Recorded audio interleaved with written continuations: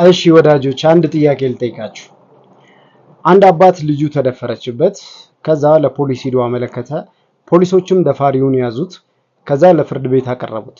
ፍርድ ቤቱም ደግሞ ጉዳዩን ካጣራ በኋላ 10 ዓመት ፈረደበት።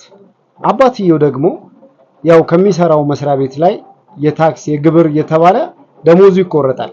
እናም ደሞዙ ተቆራርጦ እንግዲህ ለዚህ ሰው ወይንም ለደፋሪው በመንግስት በኩል ቀለብ ተይዞለት ደፋሪው 10 ዓመት ሙሉ ከዚህ አባት ላይ ደሞዙን እየተቀበለ ይኖራል ማለት ነው። ያው ቀለብ እየተሰፈረለት ይኖራል ማለት ነው።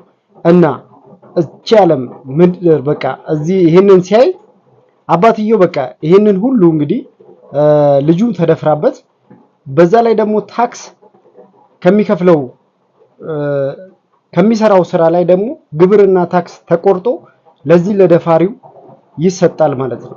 እና ይሄ አባት ሁለቴ ነው የተጎዳው ማለት ነው። እና ይሄ አባት አሁን ትክክለኛ ፍትህ ያገኘው ይመስላችኋል? እስኪ ኮሜንት ላይ ሐሳባችሁን አስቀምጡልኝ።